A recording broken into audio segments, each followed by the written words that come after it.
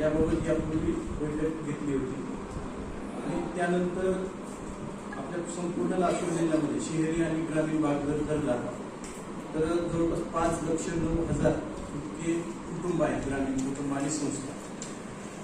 यामध्ये इतके प्रकारचे ध्वज आपल्याला लागणार होते आणि मग तेवढ्या ध्वजाची खरेदी जी आहे, खरेदी करण्यासाठी काही स्थानिक पुरवठादार आणि शासनाकडे पण आपण ध्वजाची मागणी केली होती.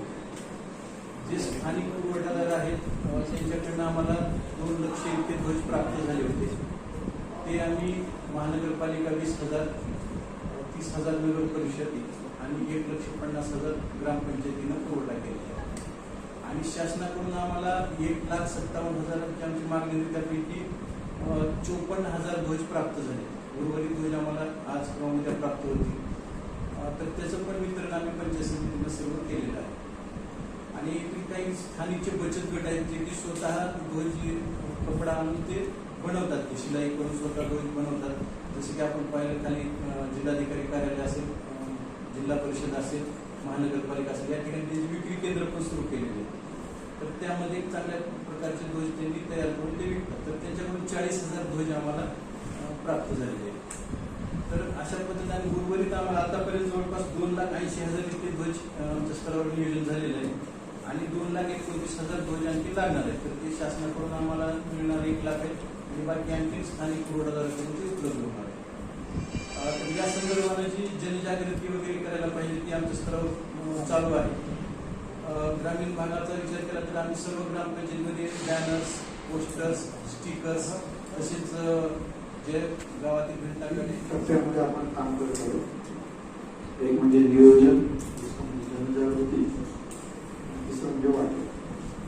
नियोजन जे आहे ते आपल्याला आताच गिरी साहेबांनी सांगितले तसं 5,09,000 एवढे हाऊस होल्ड आपण अप्रॉक्सिमेट कन्सिडर केले की या जिल्ह्याची लोकसंख्या आहे. काही 5,09,000 जे हाऊस होल्ड आहे या घर आणि काही 500-550 काय आहे याच्यामध्ये 2,80,000 पुरवठा आपल्याला प्राप्त झालेला. म्हणजे आपण तेवढे ध्वज उपलब्ध झाले आणि तेवढे ध्वज आपण वाटले. आता राहिले 2,29,000 एवढे ध्वज आता शिल्लक आहे. त्यापैकी तब्बल 1 लाख ध्वज, 1.5 लाखाची मागणी केली परंतु शासनाला सांगण्यात आलंय की 1 लाख पुरवठा करू शकतो. 1 लाख आपण शासनाकडून घेत आहोत आणि 1,29,000 पुन्हा एकदा आपण स्थानिक पातळीवर उपलब्ध करून देतो. तर हे ध्वज आपल्याला उपलब्ध होतील. याच्यामध्ये जे विभाग आहेत, विविध विभाग, त्याच्यामध्ये आरोग्य विभागाला 298 ध्वज आहेत, शिक्षण विभागाला 2,594 ध्वज लागणार आहेत, शिक्षण विभाग 2,594, महिला व बाल कल्याण विभागाला 2,723, समाज कल्याण विभागाला 159, पशुसंवर्धन विभागाला 122, पंचायत समिती विभागाला 786, पंचायत विभाग आणि इतर जी कार्यालय आहेत त्यांना 585 ध्वज. असे ध्वज जे आहे ते लागणार आहेत. 7,265 हे संस्थांना लागणार, म्हणजे जे विविध कार्यालय आहेत त्यांना लागणार आहेत. तर त्यापैकी आतापर्यंत आपण जे आहे 5,758 ध्वजांचं नियोजन केलेलं, म्हणजे 7,265 ध्वज हे संस्थात्मक संस्था इन्स्टिट्यूशन, 5,758 ध्वज आपण विविध प्रकारे उपलब्ध केले. म्हणजे खाली ग्रामीण सांगितलं, वेगवेगळ्या संस्थांना सांगितलं. आता 1,500 ध्वज आता आणखी उपलब्ध करायचे संस्थांसाठी. त्यासाठी देखील वेगवेगळ्या संस्थांकडून बचत गटांकडून प्रयत्न चालू. हा झाला संस्थांचा विषय. बाकी हाऊस होल्डला जे नियम आहे ते तुम्हाला माहिती आहे की हाऊस होल्डवर रोजच्या रोज ध्वज काढायची गरज नाही. जरी मी ध्वज लावला तर एका अशा सरळ काडीला किंवा कामतीला बांबूला तो ध्वज आपण लावतो. रोजच्या रोज त्याला पुन्हा एकदा संध्याकाळी काढायची गरज नाही. 13 तारखेला लावल्यानंतर 13/14/15 हा ध्वज आपण ठेवू शकतो. जे कार्यालयाचे ध्वज आहेत ते कार्यालयाचे ध्वज दोन्ही झेंडा वर फडकवल्यामुळे ते रोज सूर्यास्ताच्या वेळेस तो काढायचा आणि तो खाली सुरक्षितरित्या कार्यालयामध्ये ठेवायचा आहे आणि पुन्हा दुसऱ्या दिवशी सकाळी जे आहे ते लावायचं आहे. तर हे अशा प्रकारचं नियोजन या ठिकाणी केलेलं आहे आणि मोठ्या प्रमाणात जनजागृती देखील झालेली आहे. या अनुषंगाने याच्यासोबतच जोडून स्वराज्य महोत्सव जो आहे तो स्वराज्य महोत्सवामध्ये देखील वेगवेगळ्या प्रकारचे चित्रकला स्पर्धा असतील किंवा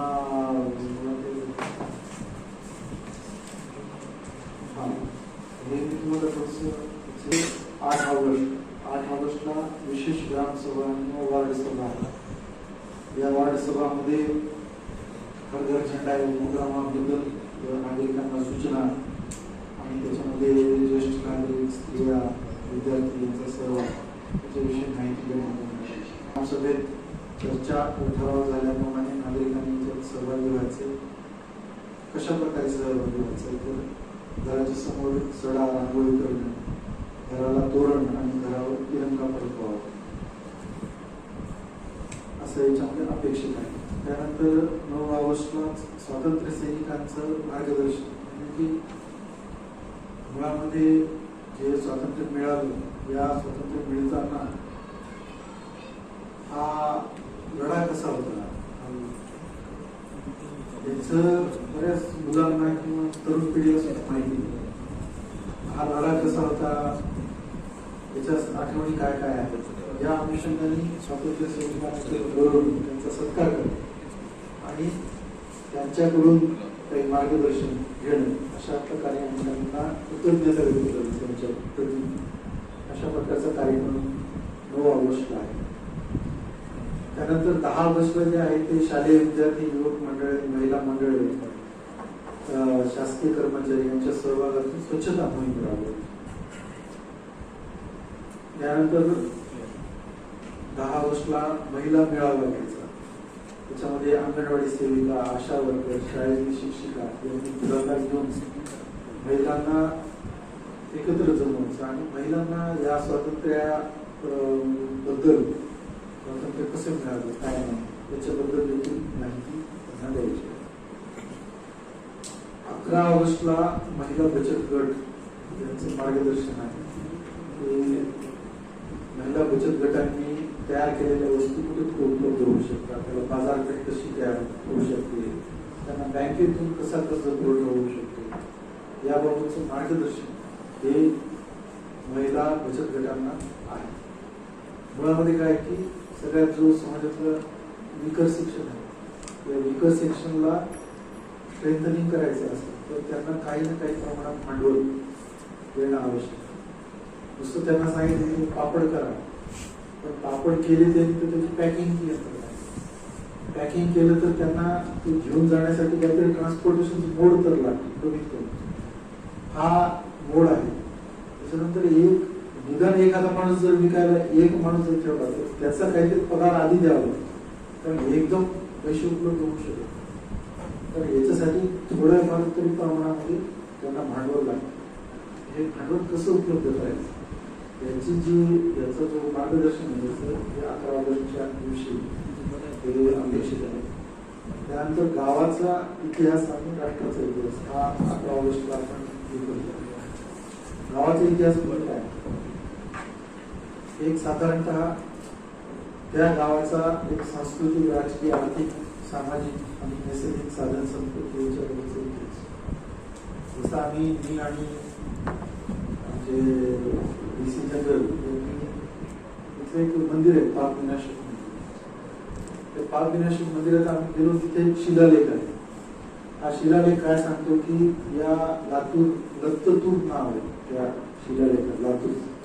त्या लत्तूर या ग्रामीण जे हे होते त्या ठिकाणचे राजा, त्यांच्या दरबारी सोमेश्वर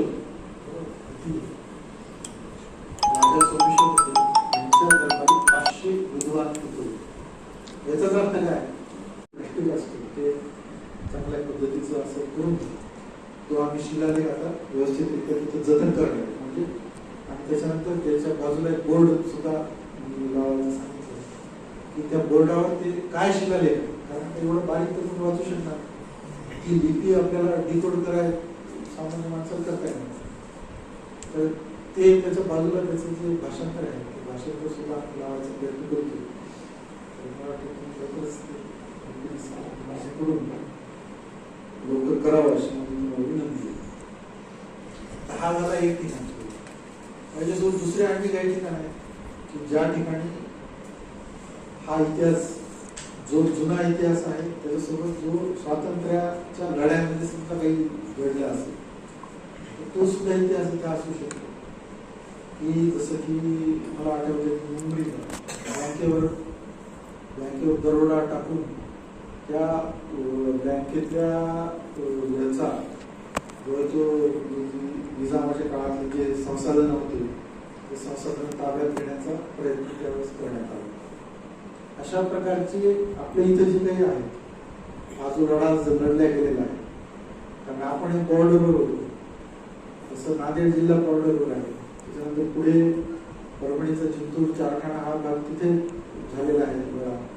तर पुढे जालन्याचा थोडासा भाग आहे तो त्या ठिकाणी सुद्धा थोडासा लढा झाला आणि तिकडे असं काही झालं. जो निजामाचा आणि याचा संघर्ष आहे तिथल्या स्थानिक जनतेचा तो देखील याच्यामध्ये म्हणजे हायलाइट होऊ शकतो. तर समजा त्या गावामध्ये काय असं घडलेलं असेल तर देखील मला या अनुषंगाने त्या मुलांना निदान माहीत करू शकतो. त्यानंतर मोबाईलचे दुष्परिणाम याच्याविषयी मार्गदर्शन आणि 12 गोष्टी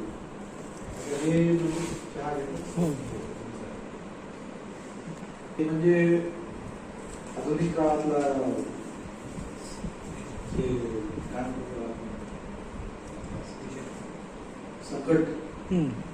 संकट कशासाठी आहे की मानसिकता अशी क्रिएट व्हायला लागली की एखाद्या माणसाला मी जर मेसेज पाठवला तर त्यांनी बघितला का नाही आणि नाही बघितलं तर का नाही बघितलं हे आपल्या मनामध्ये चंचलता क्रिएट होते.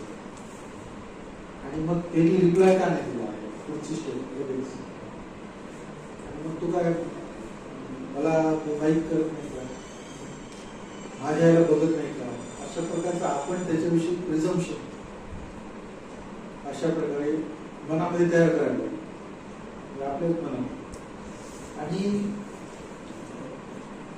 याचा परिणाम काय होतो ठीक आहे परिणाम काय व्हॉट इज इफेक्ट. इफेक्ट असा आहे की मुलं जे आहेत पेशन्स लोकांचा संपून चालू.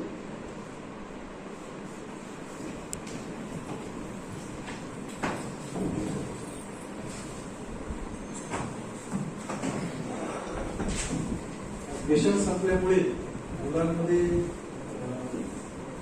तात्काळ एखादी मुक्त नाही झाली तर त्याच्याविषयी एन्झायटी निर्माण होणे आणि त्याच्यातून मुलांचं जे प्रवृत्ती आहे प्रवृत्ती मोठ्या प्रमाणात पूर्वी शाळेत आपण हे भांडण केलेले आहेत.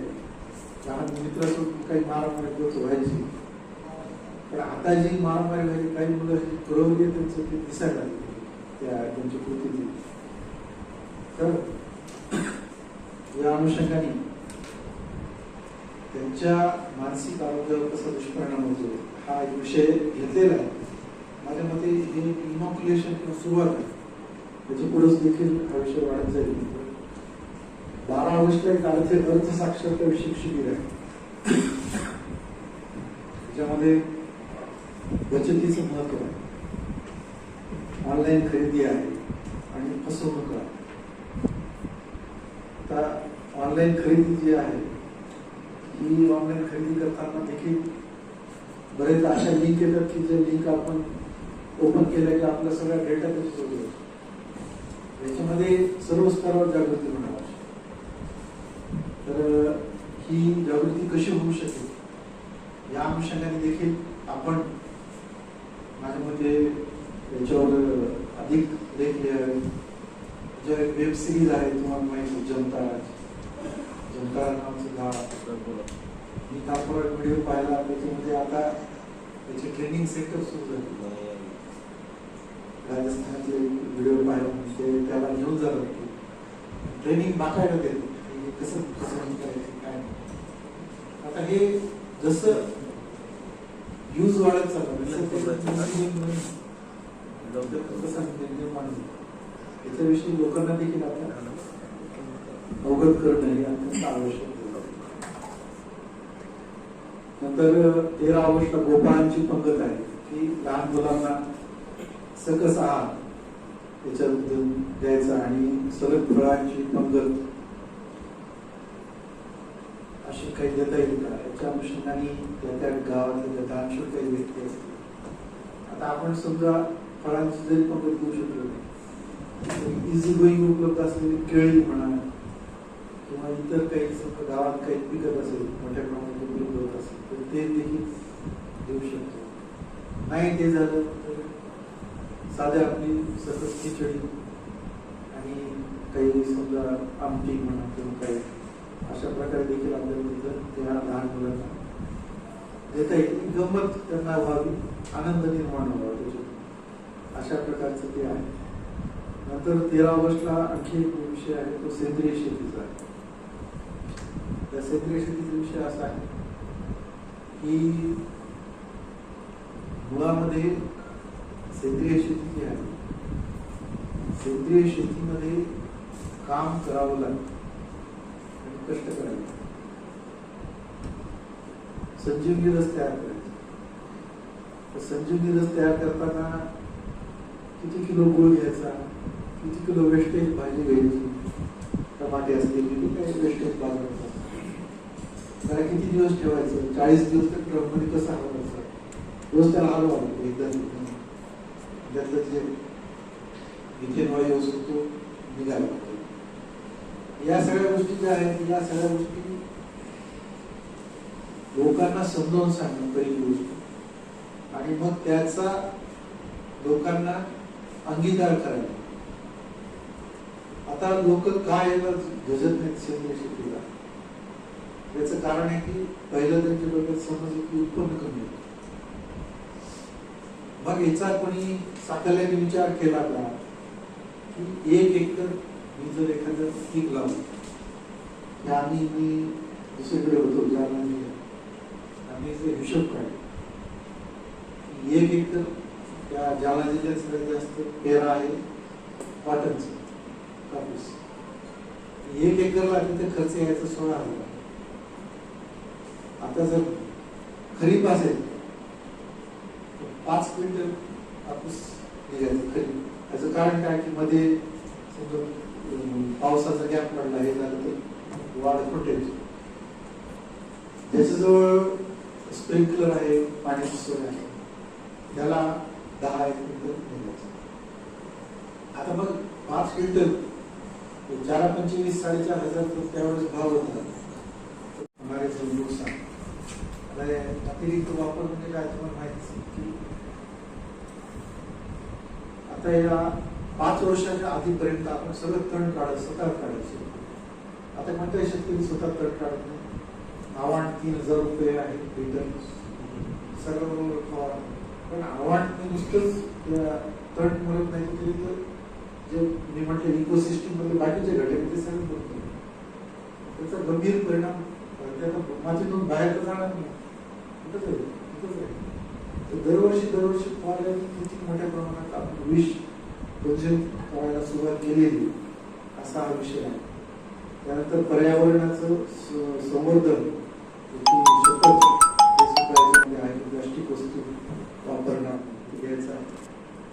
15 ऑगस्टला प्रभात फेरी आहे, 15 ऑगस्टला शालेय स्पर्धा आहेत वेगवेगळ्या, 16 ऑगस्टला किशोरी मेळा आहे. गावातील अंगणवाडी सेविका, वैद्यकीय क्षेत्राशी संबंधित तज्ञ त्याच्यातून किशोरीचं आरोग्य आणि त्यांचा परिणाम हा फार महत्वाचा विषय. कसं आहे किशोरी म्हणजे काय, किशोरी ॲडोलसंट एज हे 14 वर्षापासून ते 17 वर्षापर्यंत. याच्यात काय होतं की बॉडीमध्ये वेगवेगळ्या प्रकारचे हार्मोनल चेंजेस तयार होतात. हे हार्मोनल चेंजेस झाल्यामुळे या व्यक्तीला भिन्नलिंगी व्यक्तीचं आकर्षण वाढायला सुरू. आता मुलीचं होतं काय की याच काळामध्ये त्या शाळेत म्हणा कॉलेजमध्ये होतं त्याच्यात मुलांबद्दल आकर्षण निर्माण होतं. आता हे मुलांचं जे आकर्षण असतं हे नैसर्गिक आहे, परंतु त्याला ते प्रेम समजतात आणि त्याच्यातून मग वेगवेगळ्या प्रकारे पळून जाणे हे करणं अशा प्रकारचे जे सामाजिक गुन्हे आहेत किंवा सामाजिक त्याच्या ज्या घटना घडतात त्याच्यातून मोठ्या प्रमाणामध्ये दोन समुदायात म्हणा किंवा दोन कम्युनिटीमध्ये डायरेक्टली हे भांडणं होऊ शकतात किंवा पेट देऊ शकतात. तर हे त्यांना जर कळालं की आपल्याला जे आकर्षण आहे हे प्री मॅच्युअर, आपण तेवढे मानसिकरित्या सशक्त नाही, सक्षम नाही तो निर्णय घेण्यासाठी. आपल्या पूर्ण आयुष्याचा निर्णय आपण 16 वर्षी घेऊ शकत नाही, तेवढी आपली मॅच्युरिटी नाही. हे जर त्यांना कळालं तर याच्यातले काही घटना कमी होऊ शकतात अशी शक्यता. हा सुद्धा एक महत्वाचा भाग त्याच्यामध्ये आहे. आणि 16 ऑगस्टला काही सांस्कृतिक कार्यक्रम आहे, म्हणजे स्थानिक लोक कलाकार, कीर्तनकार, प्रबोधनकार त्यांच्या अनुषंगाने 17 ऑगस्टला या महोत्सवाची सांगता आहे. देशभक्ती दिवस, स्फूर्ती गायन, गीत गायन या अनुषंगाने असे भरपूर कार्यक्रम आहेत. हे प्रत्येक शाळेमध्ये वेगवेगळ्या स्तरावर वेगवेगळ्या प्रकारे राबवले जाणार.